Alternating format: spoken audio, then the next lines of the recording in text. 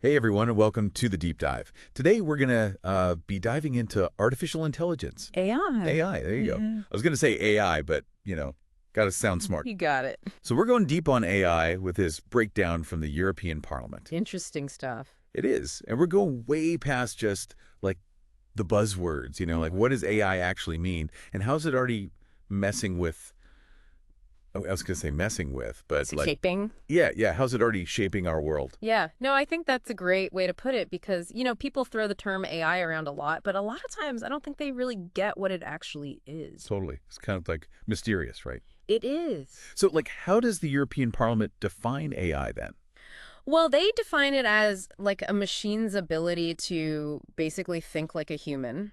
Whoa, hold on. Yeah. Machines thinking like humans. Are we talking like Terminator stuff here? Not quite Terminator, no. But Good. we are talking about things like, logical reasoning, learning, planning things out, and even, get this, creativity. Like creativity. So, like, AI is going to be writing the next hit song. Hey, maybe.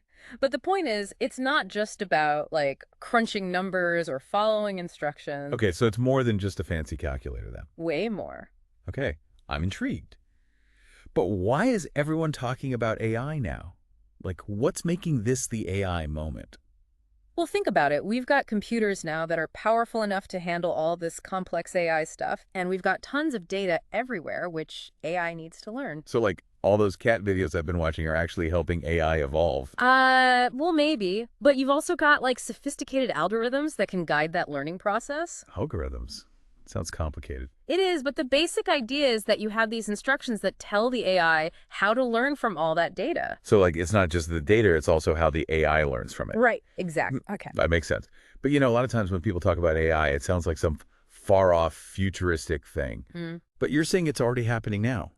Oh, absolutely. Like, Yeah. Where am I running into AI in my daily life? Well, according to the European Parliament, there are two main types of AI, software AI and embedded AI. Embedded AI, what's that all about? Basically, it's when AI is actually interacting with, like, the physical world. So software AI is all the behind-the-scenes stuff, like those algorithms that give you those personalized recommendations when you're shopping online. Oh, yeah. Like how my online bookstore knows I have a thing for, like, true crime novels. Exactly. But embedded AI, that's different, right? Yeah. Like, think robots used in manufacturing or even, self-driving cars. Oh, okay. So it's like AI that's actually out there in the real world doing stuff. Exactly. Wow. I mean, that self-driving car thing, that still feels pretty futuristic to me. It does, but it's getting closer and closer all the time. So AI in the virtual world and AI in the physical world. That's it. Okay, so where else am I encountering AI without even realizing it? Well, let me ask you this. When was the last time you used your search engine? Like 5 minutes ago. I'm always on Google researching, stuff for the show. Right, and every time you do that, there are AI algorithms that are looking at your search terms, like where you are, what you've searched for before, Okay. and they're using all of that to try to figure out exactly what you're looking for. So Google is kind of like a mind reader then. In a way, yeah. It's learning from your behavior to try to predict what you want to see. That's both cool and kind of creepy, I know, right? But it's not just search engines, is it? No, definitely not. Have you used, like, a language translation tool lately? Oh, yeah, all the time.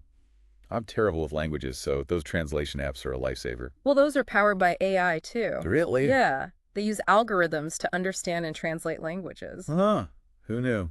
What else am I missing? Oh, how about those digital assistants? Like Siri Oh, you're or right. Alexa. I use those all the time. They're getting super sophisticated now. They can understand what you're saying and even kind of anticipate your needs, Just like having a personal assistant, but like without having to actually pay them. Exactly. And then there's AI in our homes and cities. Okay. Like how so? Well, some buildings now use AI to, like, manage energy consumption. Really? Yeah, like adjusting the temperature and lights automatically. Huh. Smart. And then in cities, AI is being used to optimize traffic flow and, like, make things run more smoothly. Okay, so it's not just about convenience then. It sounds like AI is also being used to, like, actually solve problems. Oh, yeah, definitely. Like, the European Parliament report even talks about how AI is being used to fight disinformation online. Disinformation. Yeah. Like all those fake news articles I see on social media. Yeah. AI algorithms can, like, help identify those and, slow the spread of fake news. So AI is a fact checker now. That's pretty cool, actually. Yeah, and it can help with healthcare, too. Healthcare. Yeah, like helping doctors diagnose diseases and even develop new treatments. So AI is saving lives now, too. Wow. It really is everywhere, isn't it? It really is. And it sounds like it's only going to get more and more integrated into our lives. Oh, absolutely. So what's next for AI then?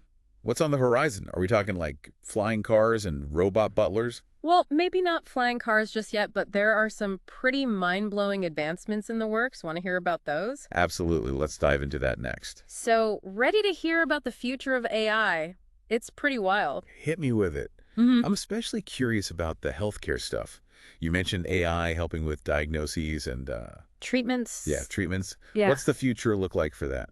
Well, imagine AI that can predict health risks, like even before you get sick. Whoa, seriously. Yeah, the European Parliament report actually talks about that. AI analyzing tons of medical records and genetic data, looking for patterns. So it's like predicting the future of your health. Kinda, yeah. Like having a crystal ball for your health. That's kind of freaky, but also really cool. And it goes even further. The report talks about AI being used to develop personalized medicine. Personalized medicine. Yeah, like treatments tailored to your specific genes and lifestyle. Wow.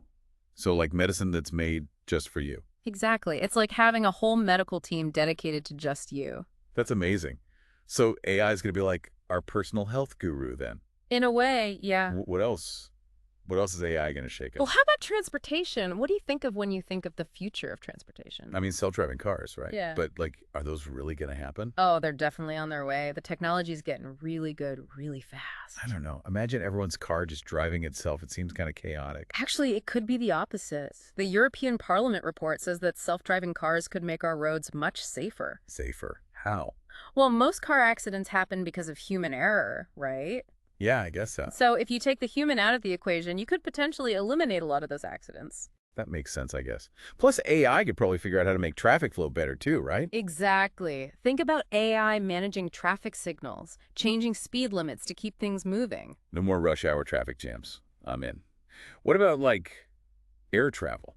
Is AI going to change that too? Definitely. There are already AI systems being developed to help pilots make decisions in emergencies, analyzing situations. Like a super smart co-pilot. Pretty much. And AI can optimize flight routes, predict turbulence, even make aircraft maintenance more efficient. So we're talking safer, smoother, and faster flights. You got it. Okay, but with all this AI taking over everything, are robots going to like take all our jobs? That's a big concern, but the European Parliament report actually says it's more about AI changing the way we work, not replacing us entirely. So it's more about like working with AI rather than against it. Exactly. AI can handle those, like repetitive, boring tasks or dangerous ones, which frees up humans to do more creative, complex stuff. So AI is kind of like our new coworker then. Yeah, think of it like that. Augmenting our abilities, not replacing us. Okay, I like that. So it's not all doom and gloom then. Not at all. This applies to all kinds of fields too, like manufacturing, agriculture, you name it. Okay, so AI is giving us these amazing tools to solve problems, but it all comes down to how we use them, right? Exactly. AI is powerful, but it's up to us to make sure it's used responsibly and ethically. So we need to be thinking about the ethics of AI then. Absolutely. We need to figure out, where the line is, what are our limits with this technology? That's a big question, right? How do we even start to answer that? Well, transparency and accountability are key. We got to understand how AI is making decisions. And make sure it's not doing anything shady. Exactly. And the European Union is actually working on regulations for AI right now. Really? Yeah, to make sure it's developed and used responsibly. That's good to hear. Sounds like we're trying to create a future where AI benefits everyone, not just like a select few. That's the goal, right? Totally. So how do people feel about all this AI stuff anyway? Are they excited, scared, or what? Let's get into that next. It's pretty interesting, actually. Okay, so we've talked about what AI is, like how it's already changing things, and what's in store for the future. The big picture. Right, the big picture. Mm-hmm. But how do people actually feel about all this? That's the interesting part. Lay it on me. What's the vibe? Are people like freaking out about AI taking over the world? Well, the European Parliament report we keep talking about, it actually has some data on that. Okay. About how Europeans feel about AI. Europeans, okay. So what's the verdict? Are they team AI or team no AI? Well, it says that 61% of Europeans actually view AI and robotics positively. 61%. That's like most people. Yeah, it's a pretty solid majority. So they're not like running for the hills. Nope. They seem to see the potential, all the good that AI could do. Yeah, we've talked about a lot of that, right? Exactly. Improving lives, solving problems, making things more efficient. Okay, so that's the good news. But you said it was a mixed bag, right? Yeah. What's the less good news? Well, here's the thing. Even though most Europeans see AI positively, a huge 88% also think it should be used with caution. 88%? Whoa, that's almost everyone. Yeah, it's a big jump. So even those who are, like, on board with AI are still a little, I don't know. Wary. Yeah.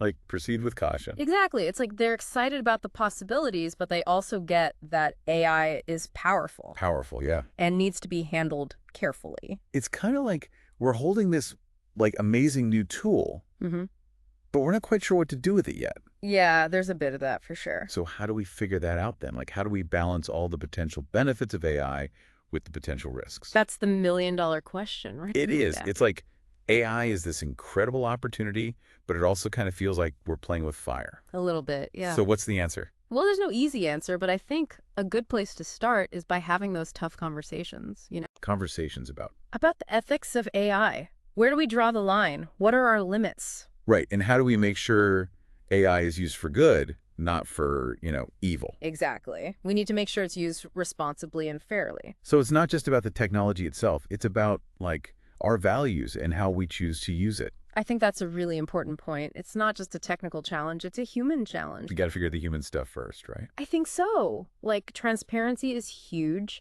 We need to understand how AI systems are making decisions. Right. So we're not just trusting them blindly.